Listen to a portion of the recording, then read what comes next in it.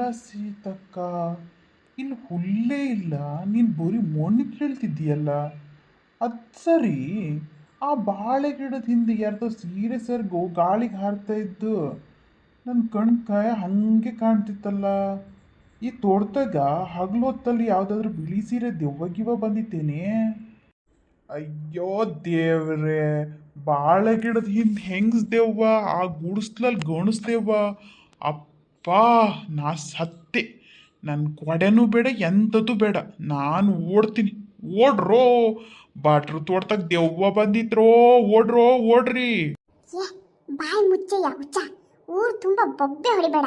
ಅದು ದೆವ್ವ ಅಲ್ಲ, ಆ ಸುಶೀಲಕ್ಕನ ಮಗಳು ಪ್ರೇಮ. ಮತ್ತು ಆ ಗುಡಿಸ್ಲಲ್ಲಿ ಇರೋದು ದಿನೇಶ.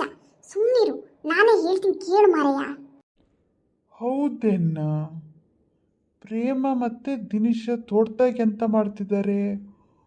ಓಹೋ, ನಾನು ಹೋಗಿ ಊರವ್ರಿಗೆಲ್ಲ ಹೇಳ್ತೀನಿ ತಾಳು, ಭಟ್ರು ತೋಟದಾಗ ಇವರಿಬ್ರು ಸಿಕ್ಕಾರ ಅಂತ.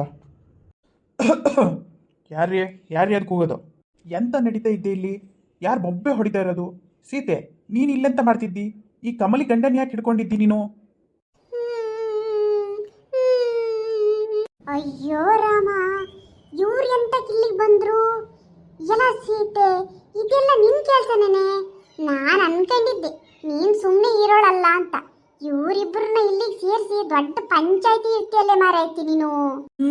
ಎಲ್ಲ ದಿನೇಶ, ಅಪ್ಪನ ಮೇಲೆ ಸಿಟ್ಟು ಮಾಡ್ಕೊಂಡು ಮನೆ ಬಿಟ್ಟವನು ನನ್ನ ತೋಟ ಗುಡಿಸ್ಲಲ್ಲಿ ಬಂದು ಸೇರ್ಕೊಂಡಿದ್ದೀಯೋ? ಅದು ಈ ಹುಡುಗಿನ ಕರ್ಕೊಂಡು. ಊರವ್ರಿಗೆ ಗೊತ್ತಾದ್ರೆ ನನ್ನ ಮರ್ಯಾದೆ ಏನಾಗಬೇಕು? ಮೇಸ್ತ್ರಿ ಬೋಡೆಗೌಡ್ರಿಗೆ ವಿಷಯ ಗೊತ್ತಾದ್ರೆ ಈ ತೋಟಕ್ಕೆ ಬೆಂಕಿನೇ ಇಟ್ಬಿಡ್ತಾನೆ ಮಾರಿಯ. ಅಲ್ಲ ಭಟ್ರೆ, ನನ್ನ ಕೊಳೆ ಕಳ್ಕೊಂಡು ನಾನು ಹುಡುಕ್ತಾ ಬಂದರೆ ಇವರಿಬ್ಬರೂ ಸಿಕ್ಕರು. ದೆವ್ವ ಅನ್ಕೊಂಡು ನಾನು ಹೆದ್ರಿದ್ದೆ ಸುಮ್ಮನೆ. ನಾನು ಹೋಗಿ ಆ ಬೋಡೆಗೌಡ್ರಿಗೆ ನಿಮ್ಮ ಮಗ ಭಟ್ರು ತೋಟದಾಗಿದ್ದಾನೆ ಅಂತ ಹೇಳಿ ಬರ್ಲೇನು?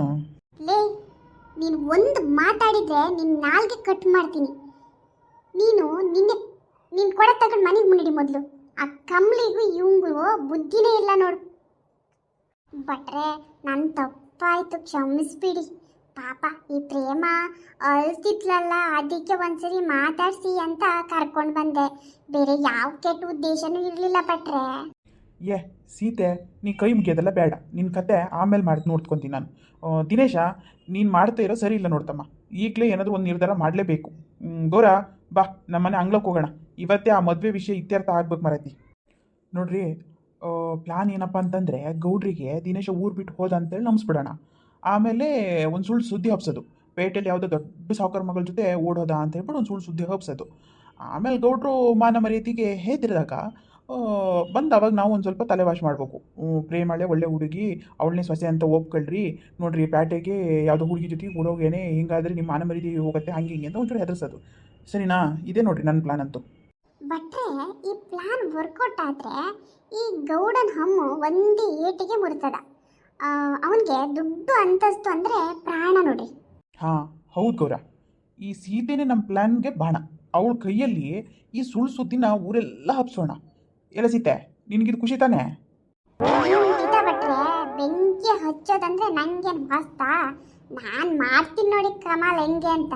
ಭಟ್ರೆ, ಹೊಯ್ ಭಟ್ರೆ, ಹೊರಗೆ ಬನ್ರಿ ಬರ್ರ. ನನ್ನ ಮಗನಿಗೆ ಬಚ್ಚಿಡ್ಕೊಳಕ್ ಜಾಗ ಕೊಟ್ಟಿದ್ದೀರಾ? ಆ ಬಡ ಸುಶೀಲ್ ಮಗಳನ್ನ ನನ್ನ ಮಗನಿಗೆ ತಲ್ಲಿ ಕಟ್ಟಕ್ಕೆ ಪ್ಲಾನ್ ಮಾಡ್ತಿದ್ದೀರಾ? ಮರ್ಯಾದಿಂದ ಅವ್ನು ಹೊರಗೆ ಬಿಡಿ, ಇಲ್ಲ ಅಂದ್ರೆ ಸರಿ ಇರಕಲ್ಲ ನೋಡ್ರಿ. ಅಲ್ಲ ಭಟ್ರೆ, ನನ್ನ ಮನೆಗೆ ಹೋಗ್ತಾ ಇದ್ದೆ, ದಾರಿಲಿ ಗೌಡ್ರು ಸಿಕ್ಕರು. ನನ್ನ ಕೊಡೆ ಕಳ್ತಿದ್ದ ಕತೆ ಹೇಳ್ತಾ ಹೇಳ್ತಾ ದಿನೇಶನೂ ಕತೆನೂ ಬಾಯ್ತಾ ಬಂದ್ಬಿಡ್ತು. ನಾನು ಅವ್ರನ್ನ ದೆವ್ವ ಅನ್ಕೊಂಡಿದ್ದೆ ಅಂತಲೂ ಹೇಳ್ಬಿಟ್ಟೆ ಕಣ್ರಿ. ಕರ್ಮವೇ, ಈ ಮುಗ್ಧನ ಕೈಲಿ ಊರ್ ಗುಟ್ಟೆಲ್ಲ ಕೊಟ್ರಲ್ಲ, ಭಟ್ರು ಪ್ಲಾನ್ ಎಲ್ಲ ಉಲ್ಟಾ ಆತಲ್ಲಪ್ಪ. ಅಂಗಳದಲ್ಲಿ ನಿಂತು ಬೊಬ್ಬೆ ಹೊಡೆದ್ರೆ ನಾವೇನು ಹೆದರೋದಿಲ್ಲ. ನಿನ್ನ ಮಗ ಎಲ್ಲಿಗೂ ಹೋಗಿಲ್ಲ, ಇಲ್ಲೇ ಇದ್ದಾನೆ. ಅವನಿಗೂ ಬುದ್ಧಿ ಬಂದಿದೆ, ಅದಕ್ಕೆ ನಾವೇ ಪಂಚಾಯಿತಿ ಮಾಡೋಣ ಅಂತ ಕರ್ಕೊಂಡು ಬಂದ್ವಿ. ದೊಣ್ಣೆ ಕೆಳಗಿಟ್ಟು ಮೊದಲು. ಅಪ್ಪ, ನೀನು ಎಷ್ಟೇ ದೊಣ್ಣೆ ತಂದು ಹೊಡೆದ್ರೂ ನಾನು ಇವಳನ್ನೇ ಮದುವೆ ಆಗೋದು. ನನ್ನ ಕೊಂದು ಬೇಕಾದರೆ ನೀನು ಅಂತಸ್ತು ಉಳಿಸ್ಕಾಳ ಅಷ್ಟೇ. ಅಯ್ಯ ಗೌಡ್ರೆ, ದೊಣ್ಣೆ ಕೆಳಗಿಡ್ರಿ. ನಾ ಆಗಲೇ ಹೇಳಿಲ್ವೇನ್ರಿ, ಸಿಟ್ಟು ಬಂದಾಗ ಬಿಸಿ ಕಷಾಯ ಕುಡಿಬೇಕು ಅಂತ. ಮನೇಲಿ ನಾನು ಮಾಡಿರೋ ಉಪ್ಪಿಟ್ಟು ಗಂಟಾಗಿತ್ತು, ಅದಕ್ಕೆ ಸ್ಪೆಷಲ್ ಕಷಾಯ ಮಾಡ್ಕೊಂಡು ಬಂದೆ. ತಗೊಳ್ಳಿ, ಒಂದು ಗುಡು ಕುಡಿರಿ, ಎಲ್ಲ ಸರಿ ಹೋಗ್ತದ. ಏಯ್ ಯಾರ್ಲಿ ನೀನು, ಎಲ್ಲಿಂದ ಬರ್ತೀರೋ ದೇವ್ರೇ, ಇಲ್ಲಿ ನನ್ನ ಪ್ರಾಣ ಹೋಗ್ತದ. ಇವಳು ಬಂದು ಕಷಾಯ ಕುಡಿ ಅಂತಾಳಲ್ಲ, ಈ ಕಷಾಯ ಕುಡಿದ್ರೆ ನನ್ನ ಮಗನಿಗೆ ಬಂದಿರೋ ಹುಚ್ಚು ಬಿಡ್ತದೇನು? ಗೌಡ್ರೆ, ಆ ಹುಡುಗಿ ಮುಗ್ದೇ ಇರ್ಬೋದು, ಆದರೆ ಅವಳು ಹೇಳಿದ್ರಲ್ಲಿ ಅರ್ಥ ಇದೆ. ಸ್ವಲ್ಪ ತಲೆ ತಣ್ಣಗೆ ಮಾಡ್ಕೊಳ್ಳಿ. ಆ ದೊಣ್ಣೆಲಿ ಮಗನಿಗೆ ಹೊಡೆದ್ರೆ ನಿಮ್ಗೆ ಸಿಗೋದು ಎಂತ? ರಕ್ತನ, ಕಣ್ಣೀರ, ದುಡ್ಡು, ಅಂತಸ್ತು ಅಂತ ಮೆರಿತಾ ಇದ್ದೀರಲ್ಲ. ನಾಳೆ ನೀವು ಸತ್ತಾಗ ಆ ದುಡ್ಡು ನಿಮ್ಮ ಜೊತೆ ಬರ್ತದನು? ಆದ್ರೆ ಗೌರಕ್ಕ, ಊರ್ನಾಗ ನನ್ನ ಮರ್ಯಾದೆ. ಯಾವುದ್ರಿ ಮರ್ಯಾದೆ ಗೌಡ್ರೆ? ನೀವು ಮೊದಲು ಮೇಸ್ತ್ರಿ ಕೆಲಸಕ್ಕೆ ಹೋದಾಗ ನಿಮ್ಮ ಹತ್ರ ಎಂತಿತ್ತು? ಹರಿದೋಗಿರೋ ಚಡ್ಡಿ, ಖಾಲಿ ಜೇಬು. ಆಗ ನಿಮಗೆ ಹೆಣ್ಣು ಕೊಟ್ಟಿದ್ಯಾರು? ಇದೇ ಊರವರಲ್ವೇನ್ರಿ?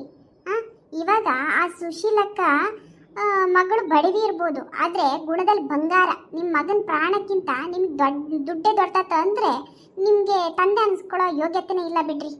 ಅಪ್ಪಯ್ಯ, ನನ್ನ ಕ್ಷಮಿಸ್ಬಿಡು, ಆದರೆ ಪ್ರೇಮನ್ ನಾನು ಬಿಡೋದಿಲ್ಲ. ನಾವು ನಿಮ್ಮನ್ನು ಚೆನ್ನಾಗಿ ನೋಡ್ಕೊಳ್ತೀವಿ ಅಪ್ಪಯ್ಯ. ಏ ಹುಚ್ಚಪ್ಪ, ನಾನು ದುಡ್ಡಿನ ಮದದಲ್ಲಿ ತಂದೆ ಅನ್ನೋದನ್ನೇ ಮರ್ತ್ಬಿಟ್ಟಿದ್ದೆ. ಗೌರಕ್ ಹೇಳಿದ ಮಾತು ಸತ್ಯ. ಸುಶೀಲಕ್ಕ, ನಿನ್ನ ಮಗಳನ್ನ ನನ್ನ ಮನೆ ಸೊಸೆ ಮಾಡ್ಕೊಳ್ಳೋಕ್ಕೆ ನಂಗೆ ಒಪ್ಪಿಗೆ ಇದೆ. ಅಳೋಕೆ ಹೋಗ್ಬೇಡ, ಅಳೋದು ನಿಲ್ಲಿಸ್ಬಿಡು ಮರೈತಿ. ಎಲ್ಲ ಗಿರ್ಜೆ ನೋಡು ಹೆಂಗೆ ಮುಂಚೆ ಕರ್ದಂಗೆ ಹಾಗೆ ಕರ್ಗೆ ಹೋದ್ರು ಗೌಡ್ರು. ಆದರೂ ಒಂದು ಬೇಜಾರು ಕಣೆ, ನಾನು ಚಾಡಿ ಕಟ್ಟಿ ಇಲ್ಲಿಗೆ ಮುಗಿದು ನೋಡು. ಈಗ ಊಟಕ್ಕೆ ಎಂತ ಮಾಡೋದು? ಅಯ್ಯ ನಿನ್ನಪ್ಪ, ಈಗೊಂದು ಕಡುಬು ತುರ್ಕ. ಈಗಲಾದರೂ ಖುಷಿ ಪಡ್ಲೆ, ಊರೆಲ್ಲ ಸೇರಿ ಭರ್ಜರಿ ಮದುವೆ ಊಟ ಮಾಡೋಣ. ಹೌದು, ಮದುವೆ ಊಟಕ್ಕೆ ನಾನೇ ಸ್ಪೆಷಲಾಗಿ ಉಪ್ಪಿಟ್ಟು ಮಾಡ್ತೀನಿ, ಎಲ್ರಿಗೂ ಬಡಿಸ್ತೀನಿ.